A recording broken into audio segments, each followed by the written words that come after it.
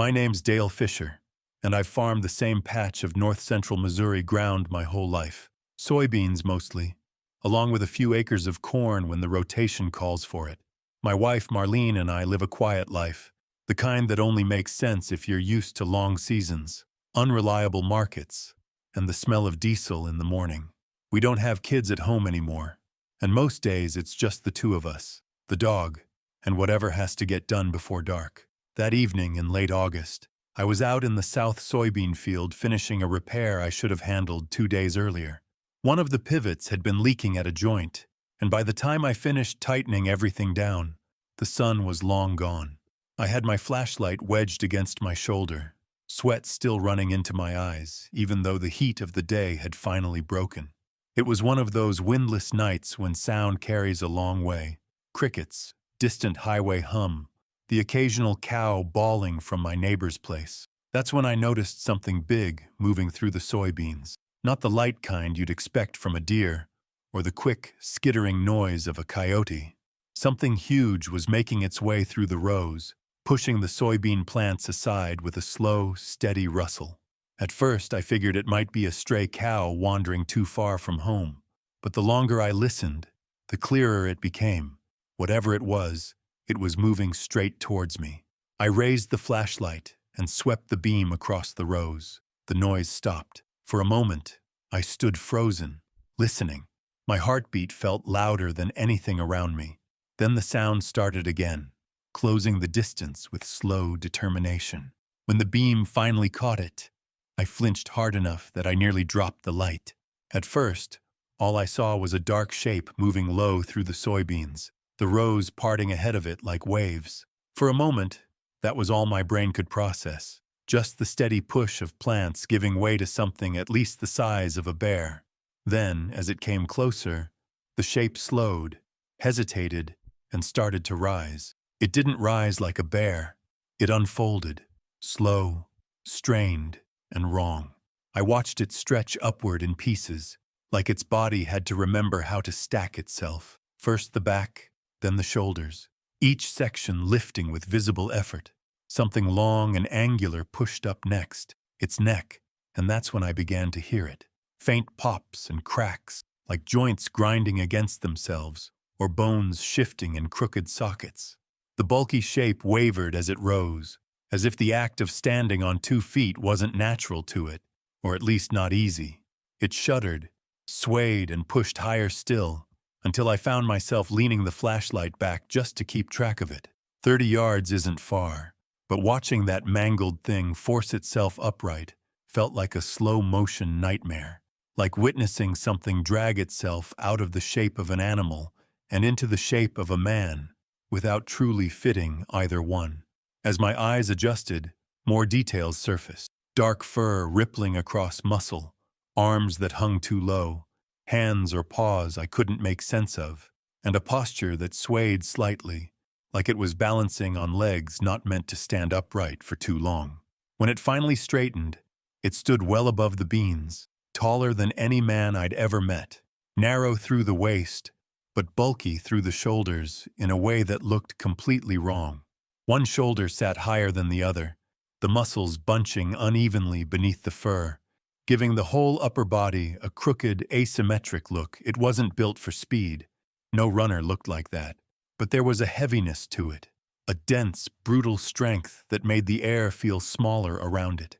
Its chest rose and fell in slow, labored breaths, like each inhale dragged through a body that wasn't put together right, and yet somehow it still radiated the kind of raw power that made my instincts scream to get away.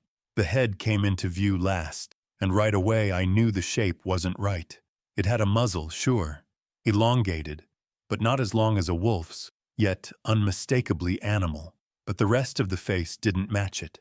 The forehead sloped in a way that looked almost human or ape-like, the brow ridge heavy and pronounced, giving the whole skull an uncanny mix of familiar and monstrous. The muzzle tapered back into eyes that reflected the beam in a flat, cold shine. But even the eyes were set wrong, too forward-facing, too expressive.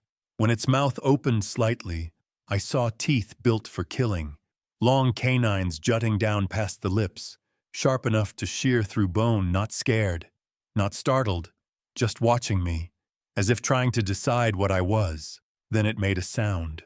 Not loud, but deep, something between a growl and a slow, deliberate exhale. The kind of sound you feel before you hear it, rolled through my chest and locked every muscle in my body on the spot.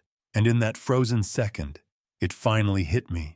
Clearer than any thought I'd ever had in my life, I wasn't staring at a sick animal or some confused stray. I stood right in front of a monster, a real one, something no man should ever see. The shock snapped through me like a whip, jolting me out of whatever trance its presence had held me in. My first instinct wasn't bravery. It was fear, pure and simple. My hands were shaking when I reached into my belt for my old .357 revolver. I hadn't fired that thing at anything but a snake in years, and I'd never bothered to check how many rounds were even in it. The creature took a few more steps toward me, pushing the soybeans aside like they weren't even there. I pulled the trigger. The first shot actually hit, maybe only grazed it, but it was enough to make the creature jerk violently to the side with a garbled, furious scream. For a split second, I saw its shoulder twist, fur bursting outward as the round clipped it. That should have steadied me. It didn't. Panic had me firing the next two shots almost blindly. Both missed. I heard the empty, useless click when I tried to fire again. A cold, hollow sound that cut through the ringing in my ears. That's when it hit me. There had only been 3 rounds in the cylinder. 3 old, forgotten bullets left from God knows when. I hadn't reloaded that revolver in months, and I'd walked straight into the dark with it like a fool. But somehow, that single hit was enough to scare the creature off. The moment the round clipped its shoulder, the thing snarled, staggered, then dropped back down low with a kind of frantic desperation. It scrambled on all fours, its limbs jerking in crooked, uneven motions, and threw itself back into the soybeans. This time, it didn't move with the slow confidence it had shown before. It rushed away with real urgency, crashing through the tall rows as if terrified I might fire again. In seconds, it was gone, leaving nothing but the violent sway of the soybean plants and the fading rustle of something fleeing for its life. I stood alone in that field, flashlight shaking in my hand, listening to the rows settle back into silence. The smell of gunpowder hung in the air. I'd never seen anything like it, and I didn't have the first idea how to explain it to myself. All I knew for certain was this: that wasn't a coyote, a bear, or any kind of person in a costume, and it sure as hell didn't belong in my fields. For a while I tried to convince myself that what I'd seen in the field was just a one-off, some kind of sick animal, or maybe a trick of the light mixed with a long day and my own nerves. But the county didn't let me keep that illusion for long. Within a week, the rumors started. They didn't sound like the usual small-town gossip either. People spoke quieter than normal, leaning in close, looking over their shoulders before talking. The first story came from the Wilsons down on County Road E. They said something had ripped open their trash cans 3 nights straight, shredded the bags, and spread the contents clear across the yard. Not a raccoon mess either.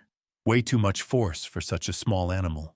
And right beside the cans, they found 4 deep claw marks slashed into the siding of their garage. Long, parallel grooves, spaced too wide for any known predator.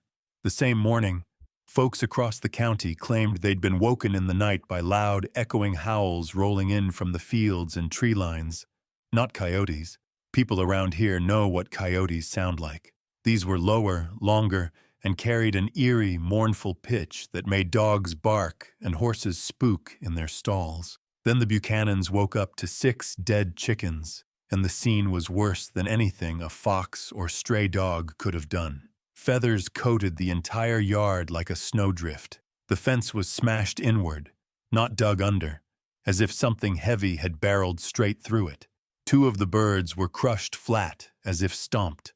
The others were torn open violently. Ribs snapped wide, entrails flung several feet away. Whatever it wasn't just hunting, it was destroying. A few days later, old Mrs. Garner said she'd seen a long-legged something cross her driveway in huge strides right before dawn, moving with a lurching, unnatural gait, arms swinging too long for its body. swore it wasn't human, swore it wasn't any animal she knew. A teenage girl claimed she heard something breathing outside her window around midnight, said it sounded like a big dog huffing through its nose, only the window was 6 feet off the ground.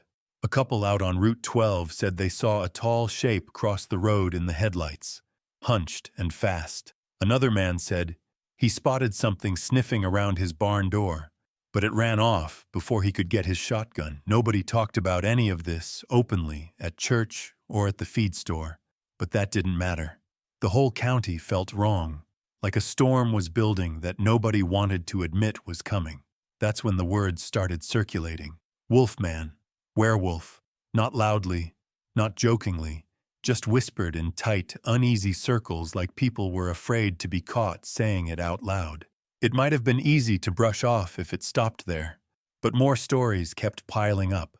Not long after, a lone widow living on the edge of town went missing right out of her house. The front door was smashed inward, splintered as if something huge had rammed it with its full weight. Inside, the bedroom was a wreck. Mattress half off the frame, sofa on its side, blankets torn, lamps knocked over. But there were no claw marks, no tracks. Nothing that pointed clearly to an animal. The sheriff ruled it a human crime, break-in, assault, likely murder. But nobody in town bought that for a second. Folks whispered that the wolfman had taken her, dragged her off into the trees. Some said they'd heard screaming that night. Others swore they saw a shape moving near her property just hours before that everyone blamed the creature, whether they admitted it aloud or not. Marlene took it worse than anyone.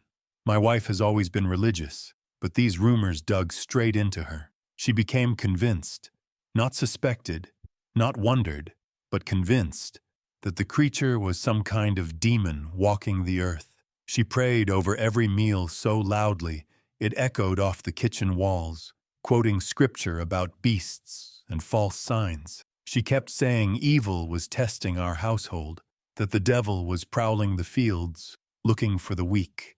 She wouldn't go outside after sunset, shut every curtain before supper, and double-checked the locks twice. She made the dog sleep indoors, even though he'd spent 10 years happily patrolling the property at night. More than once I woke up to her sitting upright in bed, clutching her Bible like she was bracing for something to pound on the walls. I tried to be the steady one. I told her it was just a sick wolf, maybe a hybrid, maybe someone's big dog running loose. I told myself the same thing over and over, but every time someone muttered, "Wolf man," the hairs on my arms stood up, because the truth was, the descriptions fit what I'd seen out in the soybeans better than anything else. The following weeks were busy ones: irrigation repairs, early harvest prep, market meetings. After the incident with the widow, things oddly quieted down. No more sightings, no new rumors. It was like whatever had been stirring up the county just vanished. Folks slowly shifted their attention back to normal life, and so did we. Work had a way of swallowing a man whole that time of year. Long days in the field, equipment maintenance late into the evening, grain buyers calling about moisture levels. It all piled up fast. Between all that, I pushed the creature out of my mind the same way a man pushes out a nightmare. And for a while, that thought was enough to let both of us sleep. We even started sitting out on the porch after dark again. Marlene with her iced tea, me with a cold beer, listening to the crickets and trying to pretend life had gone back to what it used to be. The night it came back, I wasn't thinking about the creature at all.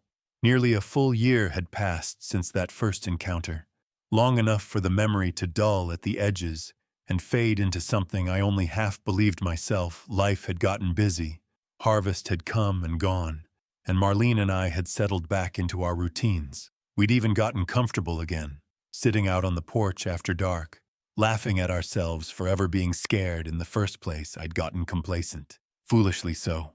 So that night, when the sky took on the greenish tint storms get in late summer, and the air felt thick enough to chew, the last thing on my mind was the monster I'd once seen rising out of the soybeans. Lightning flickered off to the west, still far enough away that the thunder rolled in soft, lazy rumbles. I walked across the yard, thinking only about the weather and the chickens. never realizing that the mistake of forgetting might damn near cost me my life. I was halfway through closing things up for the evening when I realized I'd forgotten to latch the chicken coop. With the wind picking up and the hens getting restless, it irritated me more than anything, a simple chore, one I should have done an hour earlier. I grabbed my jacket, stepped out the back door, and started across the yard. The smell of wet soil was rising already, that damp, earthy scent right before rain. The yard light buzzed overhead, casting a wide, pale cone across the grass. I remember thinking about the storm, about the chickens, about whether the dog would panic and keep us up all night. If the thunder got too close, that was it. No fear, no creature on my mind.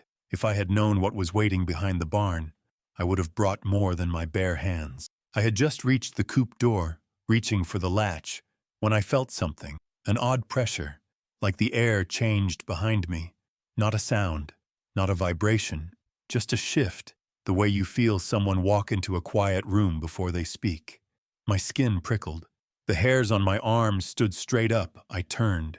At first, all I could see was the barn wall, cast half in shadow and half in that sickly yard light glow. Then something peeled itself out of the darkness behind it. A tall, hunched shape, its entire body swaying strangely. It stepped forward, slow and completely unbothered, much more imposing than I remembered from the field. Its arms dangled low, almost reaching its knees. Its chest expanded with each breath, visible ribs rising under the fur. The muzzle caught the faint light and glistened slightly, like it had been drooling. It wasn't rushing me. It was investigating. It came in from the side, its cocked head angled unnervingly, eyes never leaving mine. Instinctively, I backed up until my shoulder blades hit the chicken coop wall. The creature moved left. I tried stepping right. It mirrored me instantly, cutting off the direction before I could commit to it. That's when I realized it wasn't just curious. It was actively trying to corner me, herding me just like a predator pins down prey. And in that moment, the memory of the widow hit me like a hammer. I knew I was in grave danger. This thing was a killer. Of that, I was suddenly, terribly certain. The wind shifted, bringing its smell straight to me, sour and wild, like something that had rolled in old blood and swamp water. Its scent had weight to it, thick and humid, hitting my face like the exhaust off a hog pen on a hot day. It let out a low moan. Not a howl, not a growl, a moan. Long, mournful, almost human in shape but not in sound. Something that vibrated in my ribs and curdled my stomach. Then it made another sound, just as strange, a kind of clicking, like teeth tapping together. The rhythm of it rose and fell in uneven pulses, as if it were trying out different noises and deciding which one fit. The creature kept tilting its head from side to side while it did it, watching me the whole time like it expected me to understand. The clicking shifted into a wet, dragging croak, half breath, half voice, that scraped against my nerves like sandpaper. I swear there was something intentional in it. Not language, not anything close, but a pattern, a cadence, a kind of broken mimicry. I froze because for a moment the awful thought struck me that it wasn't just threatening me, it was definitely trying to communicate. A low series of chuffing grunts followed, short, sharp expulsions of air that almost sounded like words cut in half. It leaned a little closer, muzzle twitching, as if testing my reaction. The noises made no sense, but the intent behind them chilled me in a way its growl never had. It wasn't raging. It wasn't confused. It was experimenting. Something about that realization made my stomach twist. This thing wasn't just some wild animal acting on instinct. It was thinking, trying different sounds, gauging my fear like it was taking notes. Then the chuffing deepened into a thick, rolling growl that built slowly in its chest, like it was finally settling on something less subtle, something meant to shatter me completely. I kept one hand behind me, feeling for anything I could use as a weapon. A loose board, a rock, a piece of wire, anything. But all I felt was the rough siding of the coop and the useless latch at my fingertips. My mind raced. No gun, no flashlight, no plan. Just me and the damned creature advancing one slow step at a time. It got close enough that I could see its eyes clearly, pale again. But now I noticed something even worse, a milky haze over them. Like sickness or age had clouded the surface. They didn't track smoothly the way a healthy animal's would. They jittered, slipped, then fixed back on me with an intensity that made my stomach flip. The pupils were wrong, too round, too big, almost swollen-looking, like they were straining to see me through whatever disease had taken hold. It felt like the creature wasn't just looking at me. It was trying to see me, fighting its own failing body. Up close, the whole thing looked mangy and sickly. Patches of fur clung in clumps, some areas bare enough to show gray, scarred skin beneath. Its limbs were bent at angles that didn't look accidental, like bone had healed wrong and never reset. One elbow jutted outward in a crooked hook, and one knee seemed to bend slightly inward, giving it the staggering, uneven sway I had noticed the first time I'd seen it. Every shift of its weight made its joints pop faintly. Its jaw opened slightly, showing long teeth wet with saliva, some cracked, some stained yellow, some too long to fit comfortably in its mouth. But despite all the sickness in its eyes and the mangled way its body held itself together, the creature was massive, thick-chested, broad-backed, soaked in heavy muscle that bulged beneath the fur like knots of rope, mangy or not, diseased or not. One swipe from those arms would have cut me clean in half. Looking at it up close, I realized with a cold certainty that without a weapon, I wouldn't stand a chance. My legs felt numb. I tried edging right again, desperate to get away from this abomination. The creature cut me off instantly, faster than I could track. It was playing with me, keeping me boxed into that narrow strip between the coop and the open yard. If it wanted to end me quickly, it could have instead. It kept circling, almost as if it were playing with me. I opened my mouth to yell, to scream for Marlene, for God, for anyone. But the storm wind drowned me out. Lightning flashed behind the trees. The creature's eyes flared white for a split second.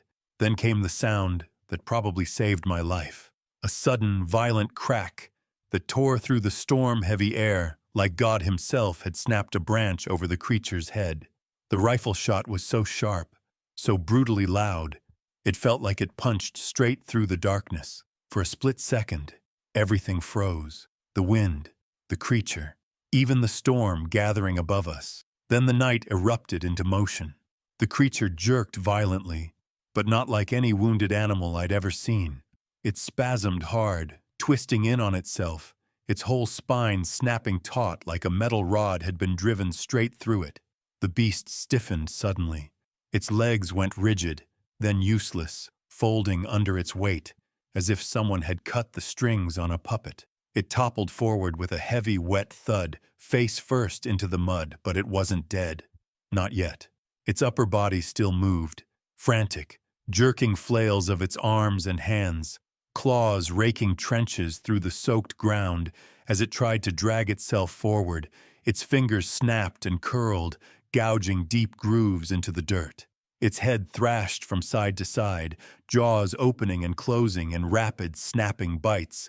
Teeth clacking together loud enough to cut through the storm wind, a broken, warbling screech tore from its throat, raw, high, and bubbling with blood. Its legs, though, they only twitched, weak, spasming shudders that had no force behind them at all. The bullet had all but severed the creature's ability to stand.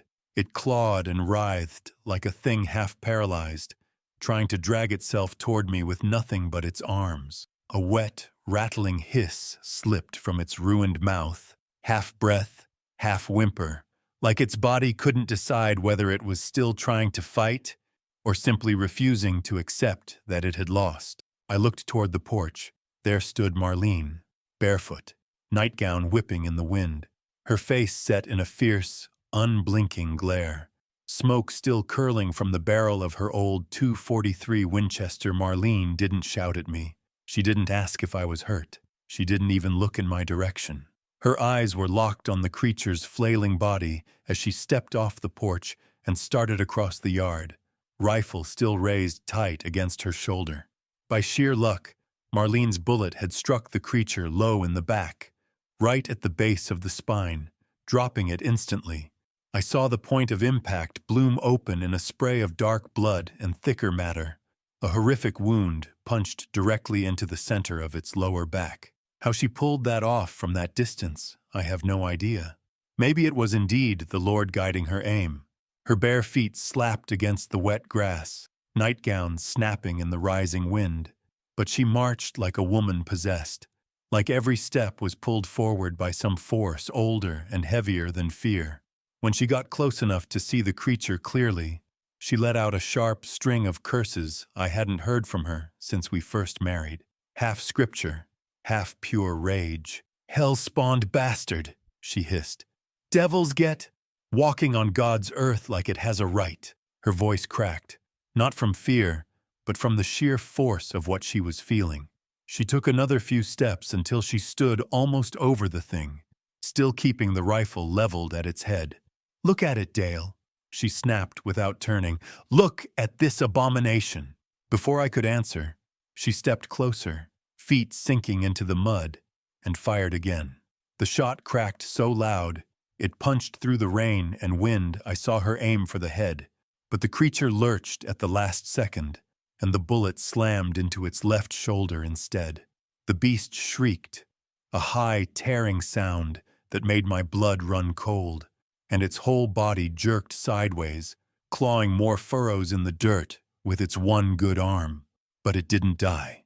Not even close. It writhed and snapped, dragging itself in ragged circles, one arm buckling uselessly, while the other now flailed toward my wife in what must have been pure hatred. Marlene screamed and pulled the trigger again. This time the blast tore a chunk out of the side of the wolfman's head, finally silencing it. Marlene didn't hesitate. She cycled the bolt and fired again, point blank. So close the muzzle flash lit the creature's mangled face in a split-second burst of orange. "Back to hell," she snarled between shots, voice shaking with fury. "Back to where you came from." The beast didn't move after that. Couldn't have, but Marlene still kept her rifle raised, chest heaving, her whole body trembling with a mix of adrenaline, terror, and something fiercer, a righteous, protective fury I had never seen in her before. She stood over the creature like a sentinel, like some furious guardian angel who had descended out of the storm. I didn't move. Couldn't. My legs were still trembling, my breath shallow and tight. But she didn't need me to come closer. She was already leaning in. The creature's ruined skull twitched once more, just a nerve misfiring. The thing was done for. For a long moment, neither of us said anything. The storm raged overhead, the rain coming down in sheets so heavy it blurred the yard lights into pale smears. Marlene finally lowered the rifle, but only halfway, like she still expected the thing to come back to life. When she did speak, her voice came out raw and shaking, but full of fire.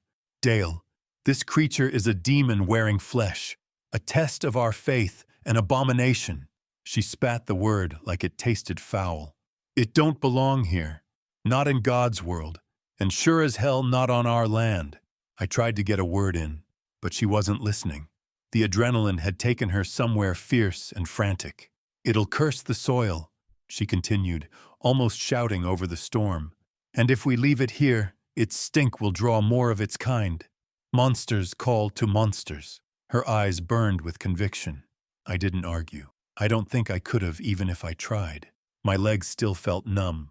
My ears still rang from the gunshots and the creature's awful screeching, and the sight of its twisted corpse had hollowed me out, so I nodded, and Marlene finally let herself breathe again.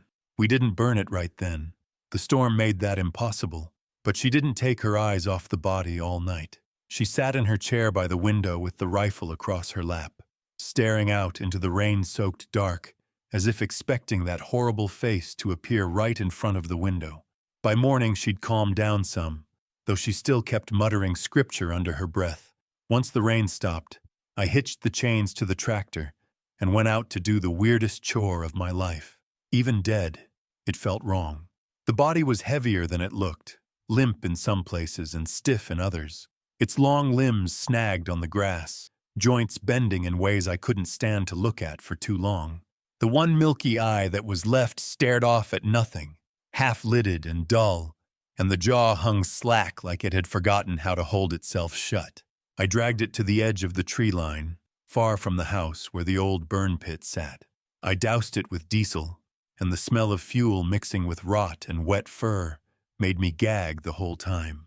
When I struck the match and tossed it, the flames whooshed up higher than I expected.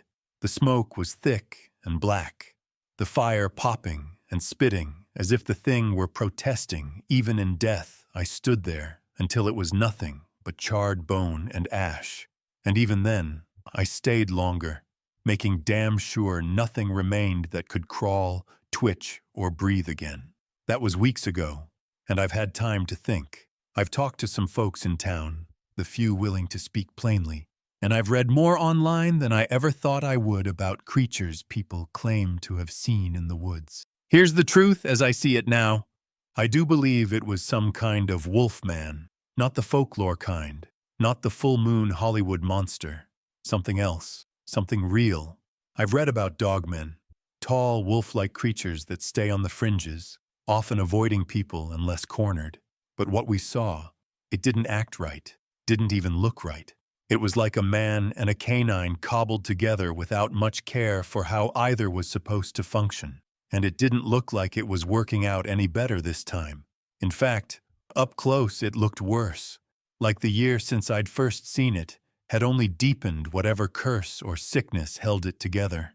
The creature seemed subtly, unmistakably deformed compared to before, as if its body had been slowly collapsing under its own weight. The eyes had turned milky, the crooked limbs more twisted, the ragged fur patchier and barer in places where skin showed gray and tight.